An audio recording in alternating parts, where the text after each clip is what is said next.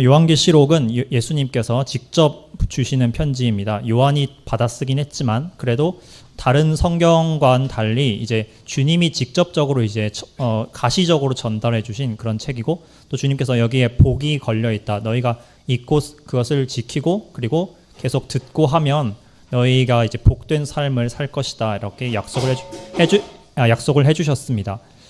그런데 이제 요한계시록의 구조는 처음에 일단 요한이 직접 예수님을 만나는 장면에서 시작이 됩니다. 그리고 주님이 직접 만난 뒤에 이 요한에게 편지를 전해주십니다. 우리가 이제 사도 바울도 이제 서신서를 보냈지만 요한계시록은 예수님이 직접 쓴 서신들이 적혀 있습니다. 7편이나 적혀 있고, 이제 이 소아시아 터키 지방의 7교회에게 주님께서 편지를 주신 동시에 그 시대 그 교회들에 대한 1차적인 편지지만 동시에 온 시대, 모든 시대의 교회들을 향한 그 주님의 말씀, 성령의 말씀을 주십니다. 자, 그 뒤에 이제 요한의 환상을 통해 장래 있을 일들을 봅니다. 요한계시록 이제 4장부터 22장까지는 모두 이제 하나님의 마지막 계획이 완성되는 마지막 날들에 대한 그 주님의 예언들이 담겨 있습니다. 그 예언은 먼저 주님께서 하늘나라에서 그 어린 양이 인을 댐으로써 온 우주의 주권을 취하심으로 시작이 됩니다. 이 온 우주의 주권이 담긴 두루마리를 이 아담의 후손인 동시에 하나님이신 예수 그리스도께서 취하고 7인을 떼자 7인에 의한 재앙들이 이 7년 환란기 때 이 땅에 시작됩니다. 성경은 이 때를 가리켜서 바로 여호와의 날이라고 합니다. 그 이전 시대는 우리가 이제 어떤 의미에서는 인간의 날 또는 이제 은혜의 때라고 할 수 있죠. 우리가 이제 구원받고 아직 기회가 있을 때이지만 이때는 이제 정말 때가 마무리가 되어가는 때가 바로 이 추순날, 여호와의 날들인 것입니다. 이 여호와의 날들에 7인의 재앙이 시작되고 그리고 7번째 인을 뗐을 때 7나팔의 심판이 임하게 됩니다. 7나팔의 심판으로 자연계와 영계가 뒤흔들린 다음에 7번째 나팔이 불 때 주님께서 이제 드디어 희년이 왔다. 이 온 우주가 이제 물론 항상 주님 것이었지만 이제 공개적으로 주님의 것으로 이제 취해질 것이다라고 이제 선포하고 세상 나라들이 그리스도와 하나님의 나라로 이제 바뀌게 됩니다. 그런데 이제 이 7번째 나팔이 불 때 이제 드디어 최후의 7 대접이 부어지게 되는데요. 근데 그 전에 잠깐 쉬어가기로 이 요한계시록의 요한 사도는 또 다른 장면의 전환을 보여줍니다. 그리고 이 장면의 전환에서 인류 구속사가 이번에는 이 마귀들의 입장에서는 어떻게 보여지는지에 대해서 다시 한번 조명을 해 보입니다. 이때 특히나 이 환란기 때 마귀는 자기 때가 얼마 남지 않은 줄 알고 최후의 발악으로서 이제 자기의 부하인 적그리스도와 그의 거짓 선지자를 세우고 온 땅을 미혹을 하게 됩니다. 자, 그런데 이건 13장까지의 내용이고 그럼 하나님께서는 이럴 때 가만히 계시고 있을 리가 없습니다.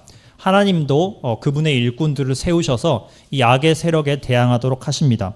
이게 바로 14장에 게시되어 있는 바로 이들 마지막 때의 일꾼들이 14만 4천 명의 일꾼들과 그리고 이제 11장에 등장했던 두 증인과 그리고 14장 후반부에 나왔던 그 3명의 천사들이 이제 등장합니다. 특별히 복음 전도자로서 이 14만 4천 명과 두 증인뿐만 아니라 이 천사들이 세워지게 되는데 이것은 역사상 가장 유례 없던 특별한 예외적인 일이라고 할 수 있습니다. 지금까지는 항상 성도들에게 복음을 맡기셨는데 주님께서는 이제 너희가 열방의 복음을 완벽히 다 전할 때까지 그 주님께서 마지막 그 최후의 타격을 입히시는데 그것이 바로 주님의 천사들을 통한 최후의 그 작업으로 이어지게 됩니다. 주님께서는 마지막 때에 관해서 마태복음 24장에 분명히 최후의 마지막 끝이 온 때가 언제냐, 바로 모든 열방에 복음이 다 전파될 때 그때 와서야 비로소 끝이 온다라고 말씀하셨습니다. 그래서 많은 전도자들이 오늘날도 그렇고 과거에도 그렇고 특히나 19세기에 많은 열정적이었던 주님의 종들이 우리가 열심히 세계 선교를 해서 빨리 한번 주님의 오실 날을 앞당겨보자 이렇게 열심을 다하였습니다. 이와 같은 그 마음가짐과 순수함은 아주 좋고 선한 것이고 우리가 본받아야 되는 것입니다. 그런데 주님은 너희가 이렇게 열심히 노력하는 건 참 기특하지만 이것이 모든 민족에게 100% 복음이 전파되는 그 일의 완성은 인간들만의 노력으로 다 이루어지는 게 아니라 주님께서 마지막에 결정타를 입히셔야 가능하다라는 것을 이 요한계시록 14장에서 14만 4천 명과 세 천사를 통해서 말씀해 주고 있습니다. 이들이 나타날 때야 비로소 이 온 땅에 복음이 전파되는 일이 최종적으로 이제 완성이 되는 것입니다. 그리고 이 천사들의 복음의 내용을 요약을 드리겠습니다. 첫째 천사가 창조주의자 심판주의신 하나님만을 경외하고 두려워하라는 메시지를 줍니다. 즉 우리가 주님이시고 우리의 창조주의자, 우리를 회개복구하게 하실 그 심판 때의 주님을 생각하며 주님께 회개하고 예수 그리스도를 우리 구주로 영접을 해야 된다는 뜻입니다. 자, 그리고 두 번째 천사는 바벨론이 무너질 것이라고 말씀을 드렸습니다. 제가 나중에 요한계시록 17장, 18장과 제가 따로 이제 선지서들에 대해서도 강의를 이제 인터넷상에 하고 있는데 그 선지서 강의 바벨론을 대해서 얘기할 때도 자세히 말씀을 드리겠습니다. 여기서 핵심은 바벨론은 바로 세상을 상징하고 이 세상이 바로 무너질 것이다. 우리가 세상에 마음을 두지 말고 이생의 자랑과 육신의 정욕과 안목의 정욕에 우리 사랑해서는 안 된다는 것을 강하게 경고해 주고 있습니다. 자, 오늘 세 번째 천사에 대해서 제가 조금 더 말씀을 드리겠습니다. 세 번째 천사는 복음에서는 항상 심판에 대한 메시지가 포함되어야만 합니다. 좋은 소식이려면 나쁜 소식이 먼저 전해져야 하는 것입니다. 그 나쁜 소식이란 인간이 죄로 인해 타락해서 예수 그리스도를 영접하지 않으면 영원한 심판을 받는다는 것이고, 그 심판이 소멸되거나 정화되는 게 아니라 천주교에서 말하는 연옥 그런 게 있는 게 아니라 영원토록 고난이 심판과 저주가 임한다는 아주 두려운 경고의 메시지입니다. 셋째 천사가 이렇게 말합니다. 만일 누구든지 짐승 적그리스도와 그의 우상에게 경배하고 이마에나 손에 표를 받으면 그도 하나님의 진노의 포도주를 마시리니 그 진노의 잔에 섞인 것 없이 부은 포도주라. 자, 하나님의 심판은 많은 경우 포도주를 마시게 시킨다. 이런 표현으로 많이 상징됩니다. 그런데 이 포도주는 섞인 것이 없이 부은 포도주입니다. 말하자면 보통 포도주가 너무 쓸 때 우리는 물에다가 희석을 해서 먹습니다. 좀 순도를 낮춰서 알코올 농도를 낮추는 것이죠. 그런데 이 포도주는 물이 전혀 섞이지 않았습니다. 즉 희석이 전혀 안 된 순도 100% 엑기스 포도주인 것입니다. 자, 이게 무슨 말씀이냐면 최후의 심판은 더 이상 긍휼과 섞여서 오지 않는다는 뜻입니다. 지금까지 하나님께서 이스라엘을 징계하시고 치시고 우리나라를 저희가 하나님께서 고통 가운데서 환난 겪게 하시고 또 우리 삶에서 징계하시고 이런 것들이 많이 있습니다. 이건 심판이기도 하지만 그와 동시에 주님께서 돌아오라, 아직 기회가 있다, 긍휼이 있다라는 것을 알려주시는 심판과 긍휼이 섞여서 온 그런 징계들인 것입니다. 그런데 최후의 영원한 심판은 더 이상 그런 긍휼이 섞여 있지 않음을 주님께서 분명하게 경고하시고 계십니다. 그리고 그 결과는 어떻게 되냐면 거룩한 천사들 앞과 어린 양 앞에서 불과 유황으로 고난을 받는다. 즉 지옥의 심판을 말을 하고 있는데 이것은 우리가 가볍게 말하기 어렵고 우리가 정말 두려워하는 마음으로 깊이 생각을 해야 합니다. 혹시 듣는 분들 가운데 아직 그리스도인이 아니시거나 주님을 아직 잘 모르시는 분들은 주님께서 부르시는 이 간곡한 부탁, 즉 너희가 반드시 이 지옥의 심판을 면하기 위해 나에게 와야 한다, 이 부탁을 결코 외면해서는 안 됩니다. 이 고통은 한편으로는 주님의 임재를 떠나서 받는 고통이기도 합니다. 데살로니가 후서 1장에서는 그들이 주의 임재를 떠나서 영원히 고통받으리라 라는 말씀이 경고되어 있습니다.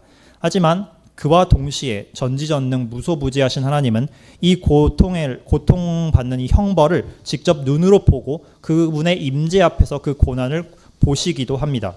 어떻게 좀 무서운 표현일 수도 있는데 지옥의 장면을 천국에서도 볼 수 있을 수도 있다라는 것을 암시하고 있습니다.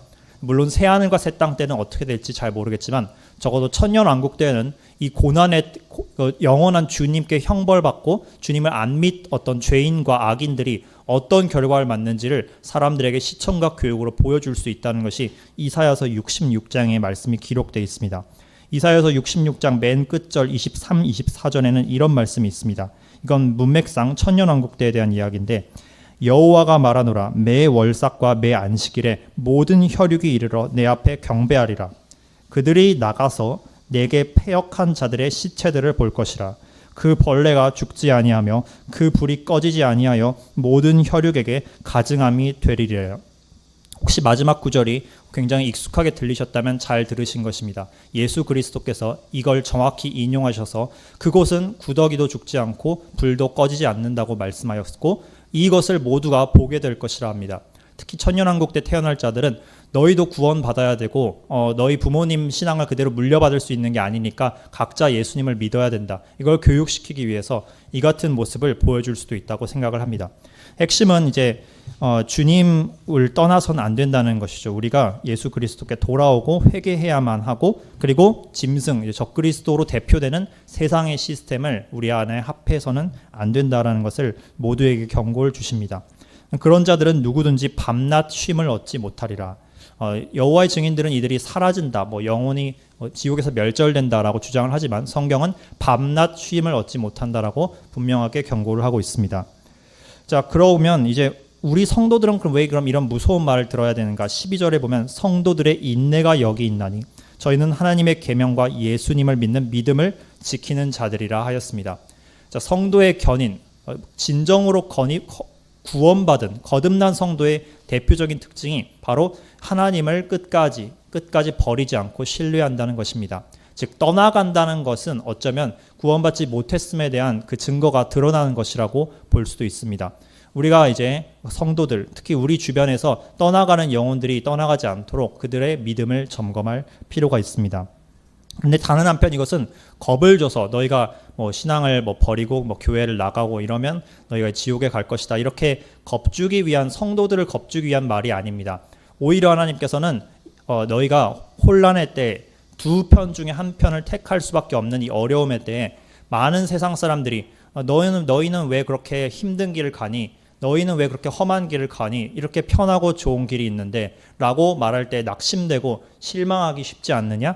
하지만 너 전혀 그렇게 실망할 필요가 없다. 왜냐하면 너희가 가는 그 길이, 나와 함께 걷는 길이 힘들지만 그것이 옳은 길이고, 저들이 지금 편하게 가고 있는 이 짐승 따라가고 이 사단을 따라가는 이 길은 영원히 불에 떨어지는 그 뚜벅뚜벅 지옥으로 걸어가는 길이란다 라고 주님께서 너희는 지금 틀린 길을 택한 게 아니라 나와 함께 있단다를 약속해 주시고 위로해 주시기 위해서 이 말씀을 하는 것입니다. 그리고 주님께서는 그뿐만 아닙니다. 13절에 이제 제가 읽겠습니다. 또 내가 들으니 하늘에서 음성이 나서 가로되 기록하라.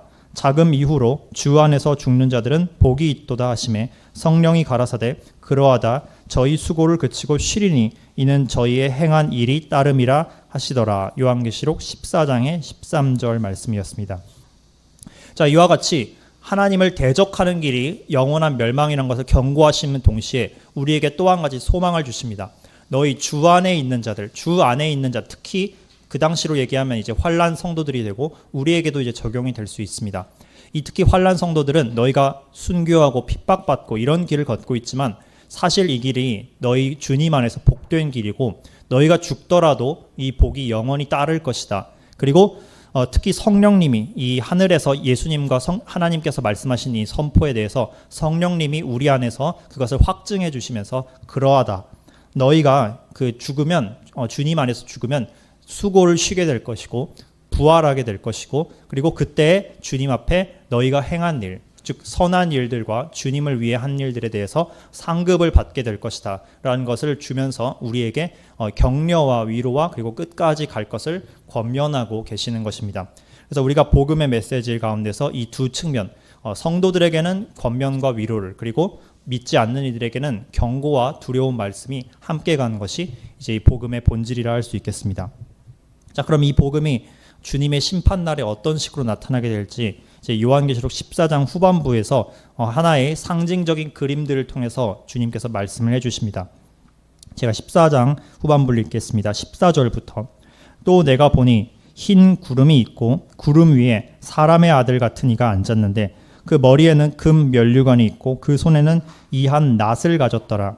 또 다른 천사가 성전으로부터 나와 구름 위에 앉은 이를 향해 큰 음성으로 외쳐 가로되 당신의 낫을 휘둘러 거두소서. 거둘 때가 이르러 땅의 곡식이 다 익었음이로소이다 하니 구름 위에 앉으신 이가 낫을 땅에 휘두르매 곡식이 걷어지느니라.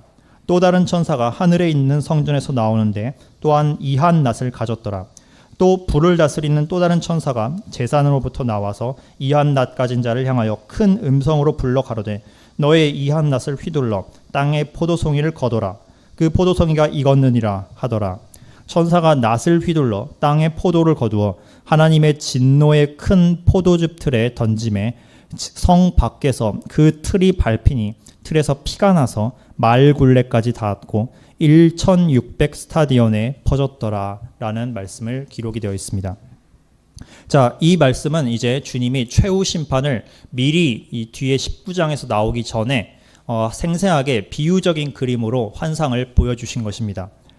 자, 두 부분으로 나뉘어 있습니다. 하나는 예수 그리스도, 인자이신 예수 그리스도가 행하시는 추수에 대한 내용이고, 두 번째는 하나님께서 천사를 시켜서 아마겟돈 전쟁에 포도즙 틀 심판을 집행하기 위해서 악한 자들을 불러 모으시는 심판을 상징적으로 그림으로 나타낸 것입니다. 말하자면 이제 뒤에 나올 16장부터 19장까지의 내용의 예고편이라고 볼 수 있습니다. 14절에 보면 첫 번째 추수하신 이가 있습니다. 바로 사람의 아들 같은 이가 구름 위에 앉아 있습니다. 자, 이분은 바로 예수 그리스도이십니다. 우리는 이분에 대해서 이미 다니엘서 7장에서 보았습니다. 이 다니엘서 7장에서도 밤 이상 중에 다니엘이 환상을 보았을 때 인자 같은 이, 사람의 아들 같은 이가 나타나서 하늘 구름을 타고 와서 옛적부터 항상 계신 자, 성부 하나님께 나아가서 그분께 이제 권위를 받고 왕국을 받는 내용이 나옵니다. 왕국을 받으면 이제 다시 내 땅에 내려오셔서 통치를 하시게 될 것입니다. 그리고 이제 예수님도 너희가 이제 인자가 구름 타고 오고 심판을 하는 것을 이제 보게 될 것이라고 이제 바리새인들에게 이제 말씀을 하셨습니다. 바로 그 장면이 오늘 나타난 것입니다. 그런데 이 예수님께서는 면류관, 이제 왕관을 쓰고 계시고 왕권을 갖고 오시고 계시며 낫을 갖고 있습니다. 이 낫은 추수의 도구로서 사람들을 이제 심판하고 또 의인과 악인을 나누는 것을 상징하는 표현입니다. 이사야서 18장에도 예수님께서, 즉 하나님께서 그분의 보좌에서 일어나 낫으로 추수를 하시는 일을 묘사하고 있습니다. 이사야서 18장 5절에는 이런 말씀이 있습니다. 추수하기 전에 꽃이 떨어지고 포도가 맺혀 익어갈 때에 내가 낫으로 그 연한 가지를 패며 퍼진 가지를 찍어버려서 산의 독수리들과 땅의 들짐승에게 끼쳐주리니 산의 독수리들이 그것으로 과하하며, 즉 여름을 나며 땅의 들짐승들이 다 그것으로 과동하리라, 즉 겨울을 나게 되리라 하셨습니다. 자, 이것이 하나의 이제 앞으로 있을 일들에 대한 예표적인 것을 보여주시는 것입니다. 자, 주님은 모든 의인과 악인을 나누시는 심판주로 오신다고 그분 자신을 소개하셨습니다. 마태복음 3장에서 침례 요한 또한 예수님이 이러한 일을 하실 것을 말씀하셨습니다. 이 예수님은 손에 키를 들고 자기의 타작마당을 철저히 정결하게 하사 알곡은 모아서 곳간을 들이시고, 즉 거듭난 성도들, 구원받은 의인들이죠. 이들은 곳간, 이제 천년왕국과 새하늘과 새 땅에 들이시고, 쭉정이 이제 거듭나지 않은 불신자, 마귀에게 속한 듯이 채로 남아 있었던 분들, 이런 이들은 꺼지지 않는 불, 이제 지옥에 태우시리라라고 침례 요한도 경고를 했고, 예수님 자신도 분명 그렇게 말씀하셨습니다. 마태복음 13장 가라지의 비유에서 주님께서는 13장 38절에서 이 비유를 이렇게 설명하십니다. 밭은 세상이요, 좋은 씨는 천국의 아들들, 하나님의 백성들이죠. 가라지는 악한 자, 마귀의 아들들이요. 그리고 가라지를 심은 원수는 마귀요. 추수 때는 세상 끝이니. 그리고 추수꾼들은 천사들이니라. 그런즉 가라지를 거두어 불에 사르는 것 같이 세상 끝에도 그러하리니 인자가 그 천사들을 보내리니 저희가 그 나라에서 모든 넘어지게 하는 것과 불법을 행하는 자들을 걷어내어 풀무불에 던져 넣으리니 거기서 울며 이를 갈미 있으리라. 그때 의인들은 자기 아버지 나라에서 해와 같이 빛나리라 라고 하셨습니다. 그리고 물고기 비유에서도 거의 비슷한 말씀을 하시면서 49절에는 세상 끝에도 이러하리라. 천사들이 와서 의인 중에서 악인을 갈라낼 것이다 라고 하였습니다. 악인 중에서 의인을 갈라낸다고 표현 안 하고 의인 중에서 악인을 갈라낸다 하셨습니다. 즉 교회 안에도 악인들이 섞여 있고 그들을 주님께서 걸러내신다는 말씀입니다. 자, 이와 같은 것을 이제 주님께서 오늘 계시록에서 생생한 그 그림으로 보여주십니다. 오늘 본문 15절에 천사 하나가 이제 예수님께 말을 합니다. 이제 15절에 한 천사가 성전에서 나옵니다. 이 성전은 하늘에 있는 성전인데 지금까지 우리는 은혜의 시대를 살고 있기 때문에 이 하늘의 성전이 은혜의 성전으로서 우리에게 주님의 대속의 은혜를 베푸는 그 성전으로서 작동하였습니다. 그런데 이제 마지막 때 최후 심판 때가 되면 이 성전이 마침내 무엇을 하기 위한 성전이 되냐면 심판을 집행하기 위한 성전으로 목적이 바뀌게 됩니다. 자, 이 성전에서 이 천사가 나와서 이제 15절 개역 한글에서는 사실 너의 낫을 휘둘러 좀 약간 번역이 천사가 버르장머리 없이 말하고 있는데 예수님께 하는 말이니까 당신의 낫을 휘두르시옵소서 주님 이렇게 말하는 것이라고 보면 되겠습니다. 그래서 그분을 향해서 주님 이제 낫을 휘둘러서 어서 수확을 거두십시오라고 합니다. 곡식이 익었습니다.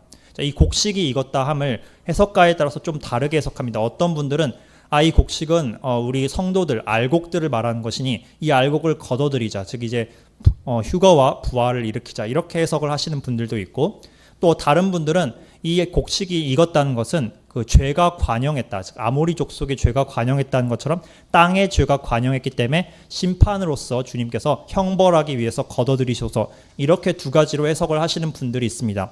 사실 어느 쪽이냐가 그렇게 중요한 문제는 아닙니다. 중요한 것은 주님이 의인들과 악인들을 직접 나눠서 하나는 곳간에 하나는 쭉정이를 이제 불에 넣는, 그렇게 나누시는 주체가 주님이라는 사실이 여기서 핵심이라고 보시면 되겠습니다.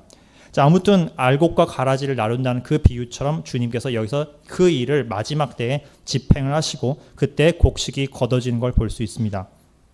자, 그리고 이번에는 17절부터 20절까지는 또 다른 종류의, 아마 이 앞에 나온 이 알곡과 가라지를 나누는 심판, 또는 우리가 비유하자면 양과 염소를 나누는 심판, 또 이제 그리스도의 심판석과 백보좌의 심판으로 나누는 것, 이것을 우리가 주님께서 큰 그림으로 보여줬다면 그 안에서 일어나는 작은 부분적인 사건이 바로 최후 전쟁인 아마겟돈 전쟁입니다. 자, 그 아마겟돈 전쟁에 대한 게 17절부터 20절까지 이제 표시가 되어 있습니다. 자, 이번에는 17절에 또 다른 천사가 또 하늘 성전, 즉 이제 심판을 집행하기 위한 이 성전에서 나옵니다. 그리고 그도 역시 낫을 갖고 있습니다. 추수하시는 주체가 이 마태복음이나 보시면 주님으로 이제 직접 묘사되기도 하지만 그와 동시에 주님이 천사들을 시켜서 수확을 하시기로 이렇게 명령을 내리신 것도 이제 볼 수 있습니다. 그 천사들이 추수꾼이라고 했죠. 영어로 이제 리퍼라고 하는데 거두는 자, 리퍼인데 이 리퍼가 이제 또 흥미로운 얘기는 서양 사람들은 리퍼를 이 사신 이렇게 번역을 하기도 합니다. 해석을 하기도 합니다. 그러니까 흔히 전설에 나오는 해골 바가지 쓰고 있는 그 사신들, 서양 저승사자들 있죠. 이들을 이제 리퍼라고 부르는데 사실 성경적으로 보면 그런 저승사자가 리퍼가 아니라 하나님, 그 심판하시는 주님과 주님이 보낸 천사들이 진짜 리퍼인 것입니다. 자, 그런데 이 천사들은 이제 또 뭘 하냐? 이번에는 포도송이들을 수확합니다. 자, 그 천사가 이제 이번에는 또 다른 천사가 불을 다스리는 천사가 제단에서부터 나오는 장면이 나옵니다. 자, 이 제단은 하늘 성전에 있는 제단인데 바로 불을 상징한다는 걸 봐서 아마 번제단을 의미하는 것으로 추정이 됩니다. 성전에는 크게 두 개의 제단이 있습니다. 하나는 번제단, 바깥에 있는 뜰에 있는 제물을 태우는 제단이 있죠. Altar of Burnt Offering이라고 영어로는 얘기하고, 그리고 그 안쪽 성소에 들어가면 향을 피우는 이제 Altar of Incense, 분향단이 있습니다. 자, 여기서는 이제 아마도 번제단을 의미하는 것으로 보입니다. 참고로 분향단, 하늘에 있는 분향단에 대해서는 이미 요한계시록에서 여러 번 나왔습니다. 혹시 기억하실지는 모르겠지만 6장에 5번째 인을 뜰 때 성도들이 하나님 앞에 신원하고 탄원하면서 그 분향단 앞에서 하나님께 기도하는 장면이 나옵니다. 그리고 요한계시록 8장에서는 이 분향단에서 이제 천사가 하나님께 성도의 기도를 올려드리면서 7째 인이 떼어지는 장면이 나옵니다. 그리고 요한계시록 9장에서는 6번째 나팔을 불 때 이 분향단의 넷불에서부터 이 4명의 타락천사들을 풀어놓으라, 이런 명령이 나왔었습니다. 자, 근데 이번에는 이제 번제단입니다. 이 번제단은 한편으로는 우리를 위해서 대신 영원한 형벌을 대신 받아주신 예수 그리스도의 속죄를 의미하기도 합니다. 즉 우리 신자들에겐 우리의 형벌을 대신 받으신, 하나님의 진노를 대신 받으신 예수님을 상징하지만, 그와 동시에 만약에 믿지 않는 자의 입장에서 볼 때는 이것은 하나님의 진노를 자기 자신이 직접 받아야 하는 불신자들의 운명을 상징하기도 합니다. 즉 이것은 불의 형벌, 하나님의 진노의 불을 상징한 것이도 볼 수 있습니다. 즉 이 진노의 불이 이제 드디어 이 땅에 쏟아 부어지고 최후 심판이 집행될 것이라는 것을 암시하고 있는 것입니다. 자, 이 천사가 이제 이 낫을 든 천사에게 가서 포도송이를 수확하라고 명을 했더니 땅의 포도송이를 이제 수확을 하게 됩니다. 자, 땅의 포도송이, 우리가 이제 땅의 포도송이와 하늘의 포도송이가 따로 있습니다. 우리는 참 포도나무신 예수 그리스도께 붙어 있는 가지들입니다. 그리고 그분 안에서 열매를 맺도록 이제 우리가 부르심을 받았습니다. 그런데 땅에도 이 땅의 포도송이, 거짓된 포도송이, 이제 가짜 포도나무에 붙어 있는 악한 포도들이 존재합니다. 들포도, 신포도라고 할 수도 있겠죠. 자, 이 포도들을 향해서 신명기 32장에서는 이제 모세가 이와 같이 저주의 말을 하였습니다. 그들은 이제 어떤 자들이냐? 그들의 포도나무는 소돔의 포도나무요, 고모라의 밭의 소산이라. 그들의 포도는 쓸개 포도니 그 포도는 쓰며 그들의 포도주는 뱀의 독사의 악독이라. 즉 이제 마귀의 자손들을 말을 하는 것이겠죠. 이것이 내게 쌓이고 내 곳간에 봉해지지 아니하였는가? 즉 주님 앞에 이 죄가 다 상달되었다는 뜻입니다. 그래서 그들은 이제 포도송이로서 맨 마지막 때에 짓밟히게 될 것입니다. 자, 이 포도가 이제 천사가 낫을 휘둘렀더니 이 포도들이 드디어 다 걷어져서 포도즙 틀이라는 곳에 던져지게 됩니다. 여기서 약간 유대인들의 개념에 대해서 말씀을 좀 드려야 될 것 같습니다. 포도즙 틀이라는 것은 우리가 이제 포도 주스를 마시듯이 유대인들은 포도즙을 만들 때 어떤 식으로 일을 했냐? 커다란 이 구덩이 같은 걸 만들어 놓고요. 거기서 포도를 잔뜩 쌓아 놓고 그 위에서 이 사람들이 춤을 추면서 막 노래 부르면서 포도를 발로 밟습니다. 그럼 그 포도송이가 다 터져서 즙이 나오면 이 즙이 이 파놓은 그 길을 통해서 빠져나와서 모여서 하나의 포도즙 통에 이제 모이게 됩니다. 이 장면을 하나님께서 심판에 향한 그림으로서 활용하시고 계신 것입니다. 자, 그럼 이 포도송이 밟기 심판이 어떤 식으로 나타나는지를 말씀들을 통해서 좀 전달을 드리고자 합니다. 먼저 이 포도를 밟으시는 분이 누구인지를 말씀드리겠습니다. 이사야서 63장에 어떤 분이 바로 이 포도를 밟는지를 계시하고 있습니다. 63장에는 다시 오실 주님에 대한 말씀이 있는데 63장 2절에 이런 말씀이 있습니다. 어찌하여 당신의 의복이 붉으며 당신의 옷이 포도즙틀을 밟는 자 같습니까? 라고 질문했더니 주님이 이렇게 대답하십니다. 만민 중에 나와 함께한 자가 없어서 내가 홀로 포도즙틀을 밟았다. 내가 노함을 인하여 무리를 밟았고 분함을 인하여 짓밟았으므로 그들의 선혈이 내 옷에 튀어 내 의복을 다 더럽혔으니 이는 나의 원수 갚는 날이 내 마음에 있고 나의 구속할 해가 왔으나 내가 본즉 도와준 자도 없고 붙들은 자도 없으므로 이상히 여겨 내 팔이 나를 구원하며 내 분이 나를 붙들었음이라. 내가 노함을 인하여 만민을 밟았으며 내가 분함을 인하여 그들을 취쾌하고 그들의 선혈로 땅에 쏟아지게 하였느니라 하였습니다. 자, 이제 예수 그리스도께서 우리를 위해서 십자가에 그 피를 흘려셨던 동일한 주님께서 마지막 날 끝까지 회개하지 않는 자들을 향해서는 포도즙틀을 밟는 그 주권자로서 이제 오시게 되는 것을 우리가 볼 수 있습니다. 그리고 요엘 선지자가 이 날에 대해서 생생한 모습을 우리에게 알려주고 있습니다. 잠깐 요엘서 3장을 같이 한번 찾아보도록 하겠습니다.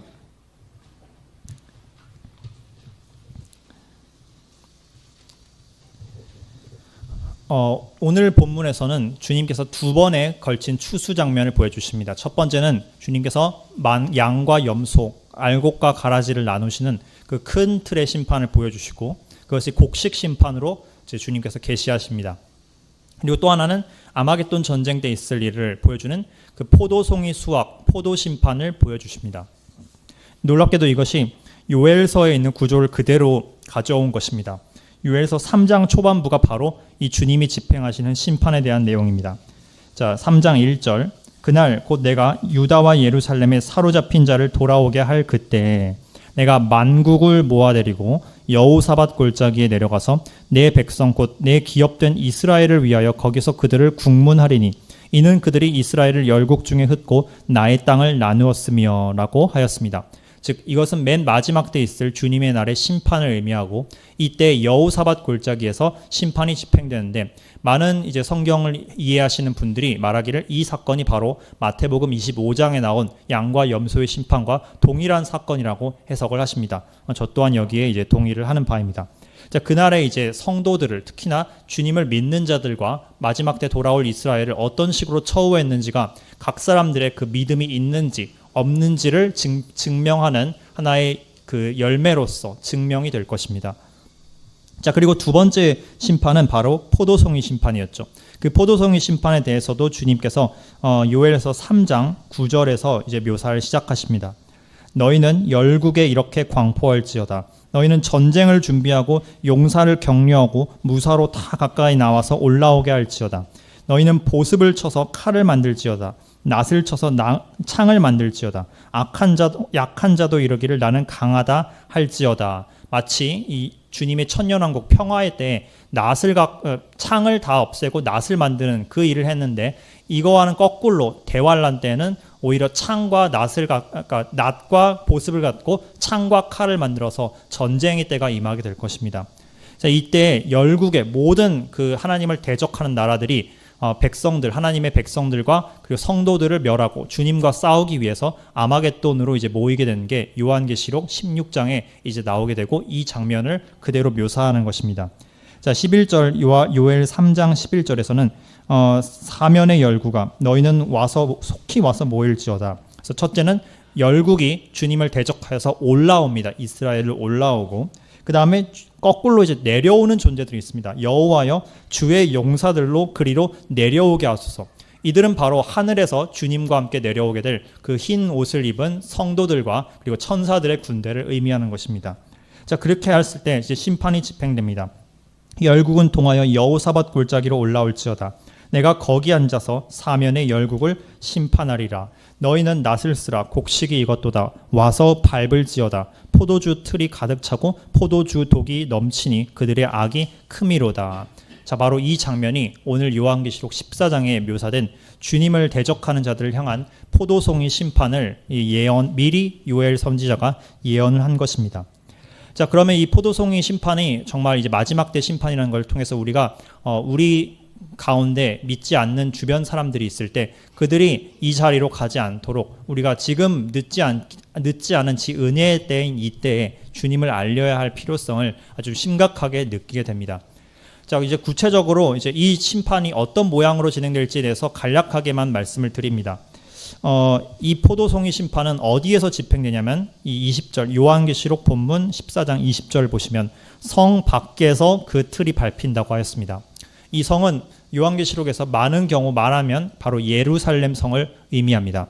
이 전쟁이 예루살렘 성 주변에서 이루어지게 될 것이라는 것을 암시하고 있습니다. 이는 최후의 때에 이 하나님의 백성들을 멸절하려는 그 시도가, 그 칼날이 유대인들을 향하게 될 것을 암시합니다. 그리고 이 틀은 이제 어떤 형태로 만들어지는지를 우리가 요한계시록을 통해서 추가로 뒤에서 알 수 있는데, 요한계시록 16장에는 하나님이 마지막 때 정말 최후에 이르렀을 때 7번째 대접을 이 땅에 부으십니다. 그런데 이 7번째 대접을 부을 때 어떠한 이들이 일어나냐, 엄청난 세상에서 한 번도 일어난 적 없었던 거대한 지진이 일어나게 됩니다. 그 지진의 결과가 얼마나 극심한지, 첫째, 모든 섬들이 사라집니다. 이 모든 섬들이 사라진다는 것은 쉽게 말해서 바다와 대륙이 이제 전부 다 뒤바뀌어서 마치 과거에 하나의 땅을 하나님께서 만드셨던 것처럼 5대양 6대주가 이제 하나의 대륙으로 합쳐진다는 것을 의미합니다. 그리고 모든 산들이 없어진다 하였습니다. 엄청난 지각 변동으로 히말라야 산맥도 없어지고 안데스 산맥도 없어지고 마리아나 해구도 사라져버리게 됩니다. 자, 이것은 쉽게 말해서 주님께서 이사야서 40장에 말씀하셨던 것처럼 모든 골짜기마다 도두어지고 모든 산과 언덕들이 낮아지고 모든 평탄치 않았던 것이 평탄케 된다는 것이 이제 물론 영적으로도 성취되겠지만 문자 그대로도 성취가 되는 것입니다. 그리고 그때 이제 어떤 일이 벌어지냐, 큰 성 바로 예루살렘입니다. 이 예루살렘이 세 갈래로 갈라진다고 하였습니다. 저는 이 세 갈래로 갈라지는 것이 이 마지막 때의 심판을 집행할 포도즙들과 관련이 있다라고 개인적으로 생각합니다. 스가랴서 14장에서도 예수님께서 그날에 그분의 발이 감람산, 예루살렘 동편 감람산에 섰을 때 감람산이 동서로 갈라져서 거대한 골짜기가 만들어진다고 하였고, 아마도 어쩌면 이 요한계시록에 말한 이 세 갈래로 갈라지는 예루살렘의 골짜기들이 이 골짜기를 말하는 것일 수도 있습니다. 그리고 어쩌면 그것이 이 요엘서에서 말한 여호사밧 골짜기의 진정한 그 원 모습이라고 볼 수도 있을 것 같습니다. 바로 이 여호사밧 골짜기에서 심판이 집행하게 될 것입니다. 자, 이 여호사밧 골짜기가 어디까지 뻗어나갈 것이라고 성경에 기록이 되어 있는데 이 스가랴서에서는 이 골짜기가 아셀까지 이를 것이라고 하였습니다. 이 아셀이 정확히 어디까지인지는 학자들마다 논쟁이 있지만 만약 이게 아셀 지파 땅을 의미하는 것이라면 저 북쪽의 땅까지 이 골짜기가 이어지게 될 것을 우리가 알 수 있습니다. 그러면 이 예루살렘에서 이 북쪽으로 향하는 골짜기는 무엇을 거치느냐면 무깃도라는 곳을 거치게 됩니다. 이 무깃도를 여러분께 아주 친숙한 단어로 바꿔드리겠습니다. 아마겟돈이 바로 이 무깃도와 같은 단어입니다. 즉 열방에 모여든 군대가 이 무깃도를 지나는 골짜기를 통해서 주님의 그 거대한 함정 속으로 빠져들어가게 되는 것입니다. 그리고 한편으로 또 이 골짜기는 세 갈래로 나눠진다고 했는데 그럼 이 세 갈래는 또 어디에 해당되느냐? 물론 우리가 추측밖에 할 수는 없고 정확한 모습은 마지막 날 가야 알 수 있습니다. 그런데 많은 가능성으로서 저는 보스라 쪽으로, 하나는 에돔 쪽으로 향하는 사해를 거쳐서 에돔을 거쳐서 홍해로 향하는 보스라 쪽을 향하는 골짜기가 하나 생성될 거라고 생각을 합니다. 또 하나는 이집트 쪽을 향하는 길이 생성될 것이라고 생각합니다. 이사야서 19장에는 이사야 19장과 11장에는 이집트에서부터 예루살렘으로 이어지는 커다란 길이 그날에 생성될 것이라고 말씀을 하고 있습니다. 또한 이 사해로 가는 골짜기는 왜 그 사해를 향해서 에돔을 통해서 향하는 그 골짜기는 주님께서 이곳에서 이 유대인 대피처를 찾고 있는 그 유대인들을 보호하시고 그들을 공격하러 왔던 그 군대를 이곳에서 전멸하신 다음에 예루살렘으로 입장을 하실 것입니다. 그러면 이 커다란 삼각형 무깃도와 북쪽의 무깃도와 그리고 남쪽의 블레셋과 이집트 그리고 또 다른 쪽에 있는 그 에돔과 보스라 땅 이 세 곳과 그 중앙에 있는 예루살렘 이 전체가 이 최후의 그 포도즙틀 심판의 무대가 되는 것입니다.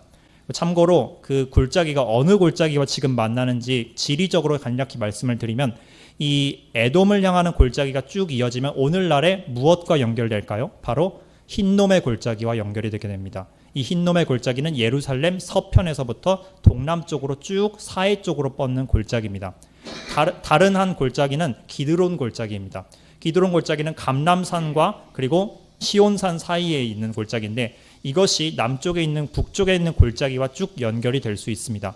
그러면 주님이 다시 오셨을 때 주님이 북쪽에서 하늘에서 좌정하신다고 하고 시온산에 앉으셔서 왕으로서 재판을 하실 때 주님이 보실 때 왼쪽, 북쪽에서 봤을 때 주님이 보실 때 왼쪽에는 어떤 골짜기가 있냐면 에돔 쪽으로 뻗어나가는 흰놈의 골짜기와 연결된 골짜기가 있습니다. 그리고 주님이 오른쪽에서 본 오른손 쪽에는 이 남쪽 이집트 쪽으로 뻗어나가는 그 기드론 골짜기의 연장선이 있습니다. 여기에다가 왼쪽에는 누구를 모아두냐면 염소들을 모아두게 될 것입니다. 흰놈의 골짜기를 상징하는 그곳에 염소들을 모아두고 그리고 기드론 골짜기, 즉 생명의 골짜기를 할 수 있는 이곳에는 양들을 모아드리게 될 것입니다. 참고로 흥미롭게도 성경에서는 이집트는 천년왕국 때 주님에 의해서 회복되고 다시 은혜롭게 될 것이라고 말을 하지만 에돔은 영원토록 황무지가 될 것이라고 말을 하고 있습니다. 여기서 첫 번째 파트의 이제 결론의 말씀을 드리겠습니다. 중요한 것은 우리가 어떤 모습이 될지가 아니라 우리가 어떤 자리에 참여할지가 중요합니다. 우리가 이 심판에 참여하지 않고 또 듣는 분들 가운데 어느 누구도 이 양과 염소 심판 가운데 염소의 자리에 서지 않고 주님의 그 신부의 자리에 선 것이 지금 우리에게 있어서 가장 중요한 선택입니다. 모든 나라들은 이제 모든 사람들과 모든 무릎은 성경 말씀에 의하면 예수 그리스도 앞에 엎드려서 낮은 자가 되어서 그분 앞에 무릎을 꿇게 될 것이라고 빌립보서에서 말씀하고 있습니다. 그렇다면 우리에겐 선택지가 두 가지입니다. 우리가 지금 바로 낮아져서 주님 앞에 지금 엎드릴 것인가 아니면 그날에 주님 앞에 발로 밟힐 것인가 이 두 가지 선택지가 모든 인간 앞에 놓여있는 그 결정지인 것입니다. 그래서 우리가 듣는 모든 분들이 주님과 함께 내려오는 그런 자들이 되기를 소망하는 마음으로 첫 번째 파트를 이제 말씀을 드리도록 하겠습니다.